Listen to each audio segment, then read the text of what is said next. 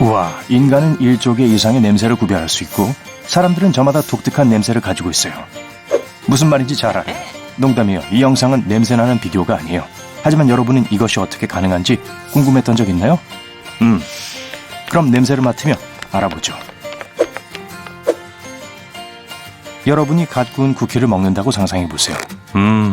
냄새가 좋을 뿐만 아니라 맛도 좋아요. 쿠키가 입안에서 부서지면서 작은 분자들을 방출하기 시작해요. 이 분자들이 목구멍을 통해 이동하는 동안 일부는 코로 들어갑니다. 이제 바닐라 향이 나는 촛불이 있는 방으로 걸어 들어가는 모습을 상상해보세요. 여러분은 확산이라고 불리는 과정을 통해 사향 냄새를 식별합니다. 공기와 냄새 분자는 코에 닿을 때까지 사방으로 자유롭게 퍼져요. 일단 제 자신을 냄새 분자 크기로 축소해서 어떻게 작동하는지 보여드릴게요. 여러분이 숨을 들이쉴 때 제가 호흡기의 첫 번째 기관인 여러분의 코로 들어갈게요. 코딱지에 걸려 넘어지지 않게 조심하세요. 콧구멍 안에 있는 두꺼운 짧은 털이 보이나요? 이것은 보안 요원 역할을 하는데 두피의 모낭처럼 두꺼워요. 하는 일은 먼지, 잔해, 세균 그리고 다른 입자들이 폐로 들어가는 것을 막는 거예요. 털 끝에 있는 반짝이는 것은 점액이에요. 아니, 콧물이에요. 맞아요. 그건 여러분 코 속에 들어가는 반갑지 않은 입자들을 가두죠. 또한 코 속을 촉촉하게 유지시켜줍니다. 왜냐하면 코의 피부는 매우 민감해서 지속적인 수분이 필요하거든요. 오, 이런, 조심해요. 가끔 이곳을 침범하는 이런 큰 살덩이를 피해야 할 때가 있어요. 하지만 걱정할 건 없어요. 이건 손가락이라고 불리는데 오직 코딱지를 파는 데만 관심 있거든요. 더 안쪽에는 섬모라고 불리는 잔털이 있어요. 하지만 이건 현미경만으로 볼 수 있어요. 그건 여러분의 후각계에 있는 또 다른 방어 메커니즘이죠. 이건 귀와 몸의 다른 부분에도 있어요. 반갑지 않은 방문객들이 그곳에 갇히게 되면 섬모는 콧물을 밖으로 밀어내기 위해 앞뒤로 움직이는데 목 뒤나 코 앞쪽으로 보내죠. 드디어 여유가 생겼네요. 이 큰 방은 비강이에요. 목 뒤쪽 위까지 이어지죠. 비강이 하는 일은 여러분이 들이마시는 공기를 여과하고 수분을 공급하며 공기를 데우는 거예요. 비강 벽에 있는 작은 핫도그처럼 생긴 3개의 튀어나온 조각들이 보이나요? 이것은 비갑계라고 하는데 양쪽 콧구멍에 각각 3개가 있어요. 첫 번째 비갑계가 외부 공기를 만나는 첫 번째 조직이에요. 산소 분자는 폐로 이어지는 이 미끄럼틀을 따라서 내려갈 거예요. 하지만 우린 다른 방향으로 갈 거예요. 어떤 냄새 분자는 폐에도 들어가지만 숨을 내쉬면 바로 나와요. 저 얇은 점액층을 올려다 보세요. 우린 저기로 갈 거예요. 점액층 바로 아래에는 섬모가 더 있고 후각상피가 있죠. 이건 비강 천정에 있는 매우 특별한 조직이에요. 뇌로 통하는 냄새 탐지기와 같은 많은 중요한 것이 있는 부드럽고 폭신폭신한 스펀지 덩어리를 생각해보세요.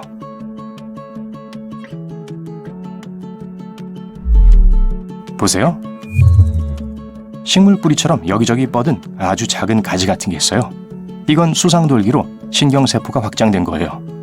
각각의 콧구멍에는 약 800만 개의 뉴런이 있어요. 안으로 더 들어가면 어떻게 될지 좀 더 비집고 들어가 볼게요. 도착했네요. 조그만 체리씨처럼 보이는 이 동그란 작은 녀석들은 후각 수용체예요. 그리고 이건 다른 세포들에 의해 지탱되죠. 마치 유리 구슬을 제자리에 고정하기 위해 그 사이에 놓여있는 완충제처럼 말이죠. 몸을 더 줄여서 후각 수용체를 깨워볼게요. 여기요. 각자는 한 무리의 냄새에 민감해요. 제 냄새에 민감한 녀석들에게 붙어볼게요. 딱 맞는 퍼즐 조각처럼요. 수용체 세포가 저를 인식하는 순간 일련의 사건들을 유발해요.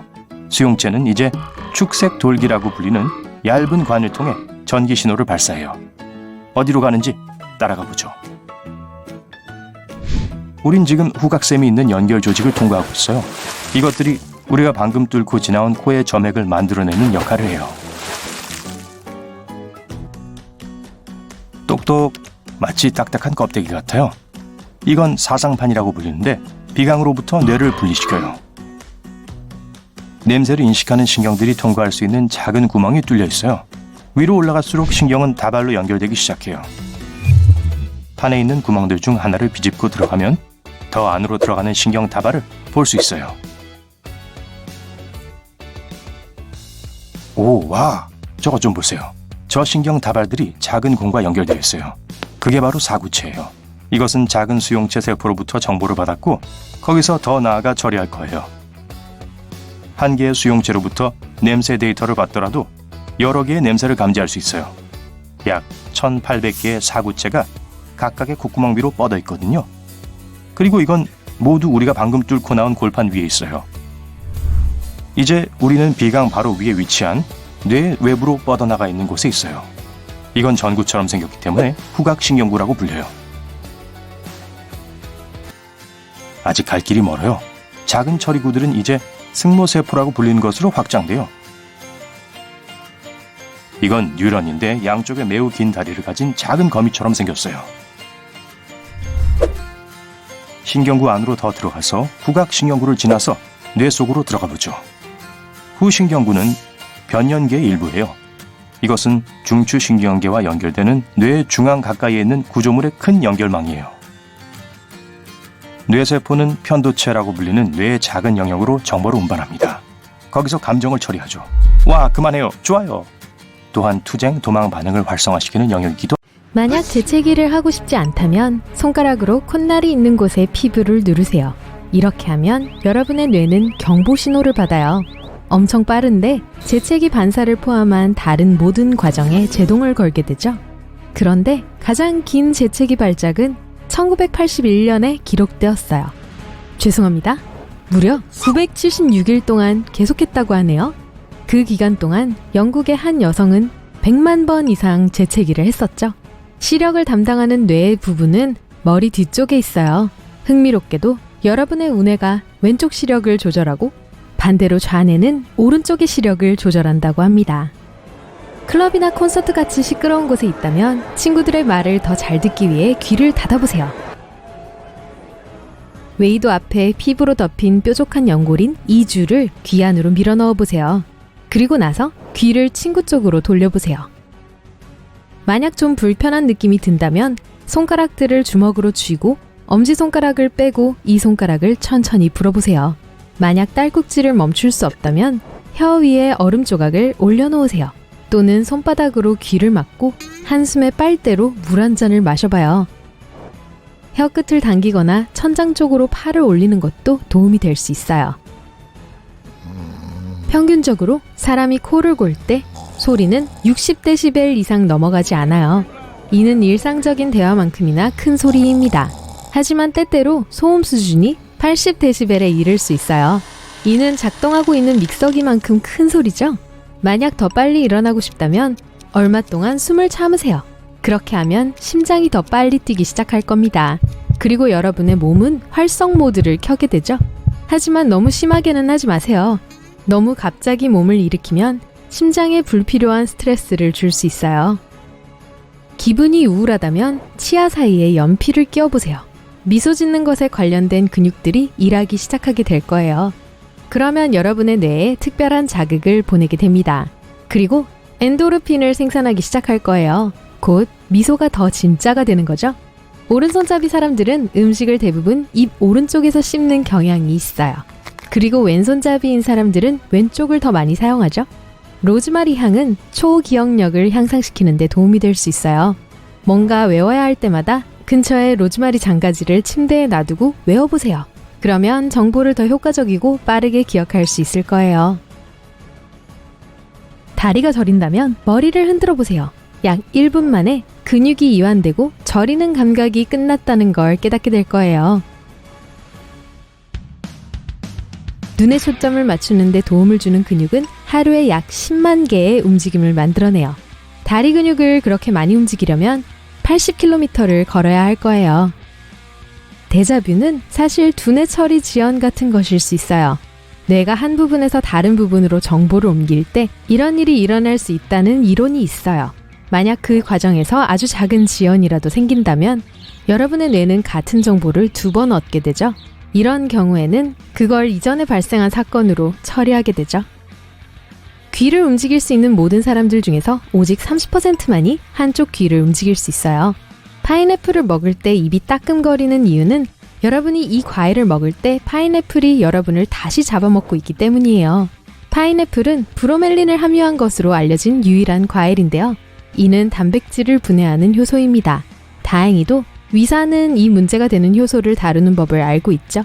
목이 간질간질하다면 귀를 긁어보세요.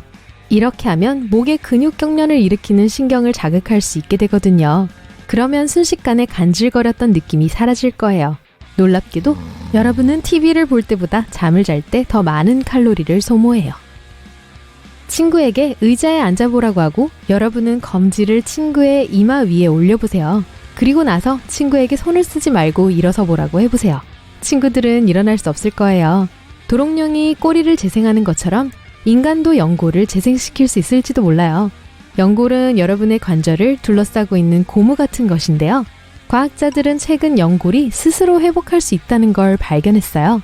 이 과정은 발목에서 가장 유효하고 무릎에서는 그다지 효과적이지 않으며 엉덩이에서는 가장 효과가 없을 수 있어요. 만약 여러분이 침대에 누워있는데 갑자기 현기증을 느낀다면 발 하나를 바닥에 내려놓으세요.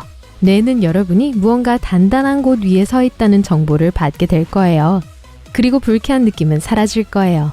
겨우 30%의 사람들만이 콧구멍을 벌렁거릴 수 있어요.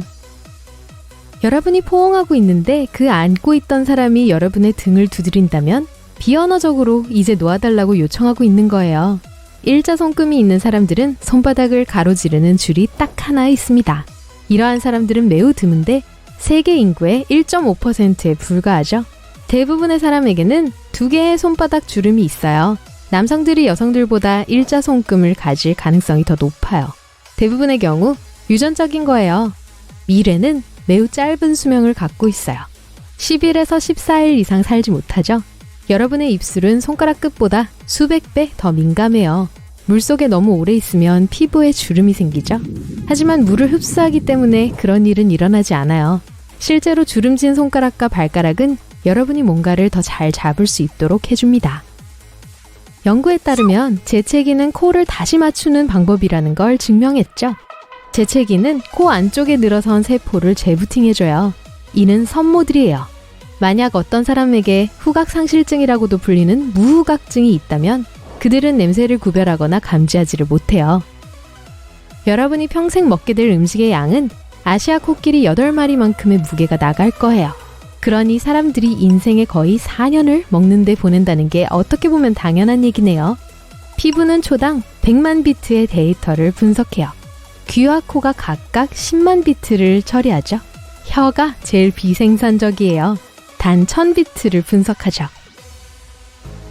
멀티태스킹은 사실 불가능해요. 우리가 멀티태스킹이라고 생각하는 것은 사실 우리의 두뇌가 서로 다른 일들 사이를 정말 빠르게 전환하는 거예요. 불행하게도 이 경우 사람들은 실수를 훨씬 더 자주 하는 경향이 있습니다. 또 작업을 수행하는 데에 시간이 평소보다 2배 더 필요할 수 있어요. 반면 여러분이 예전에 여러 번 해봤던 신체 활동을 할 때는 정신적인 작업도 수행할 수 있어요. 그래서 조깅하면서나 샤워를 하면서 직장에서의 문제점들에 대해 쉽게 생각할 수 있는 거죠. 만약 계속해서 소매를 고치는 누군가를 봤다면 그 사람은 아주 긴장한 상태일 거예요. 그리고 뭔가를 만지작거리는 것은 자기 위로적인 기술이에요. 우리 자신이 얼마나 독특한지 고수잎을 씹어보면 확인할 수 있어요. 어떤 사람들에게는 이 허브는 비누와 비슷한 맛이 날 수 있습니다. 왜냐하면 여기에 비누 제조에 사용되는 화학물질이 있기 때문이죠. 하지만 세계 인구의 4%에서 14%만이 그걸 감지할 수 있는 특별한 유전자를 가지고 있어요. 여러분도 그중 한 명인가요? 다 큰 성인은 딱 걸음을 내딛는 데에 약 200개의 근육을 사용해요. 시각 정보를 받아들이는 동안 눈은 계속 움직여요. 그렇지 않으면 전체 그림을 볼 수 없거든요. 여러분의 뇌는 훌륭한 비디오 편집자이기 때문에 이런 움직임들은 눈에 띄지 않죠. 뇌는 이미지를 안정시키고 수톤의 조각들을 하나의 부드러운 비디오로 연결합니다.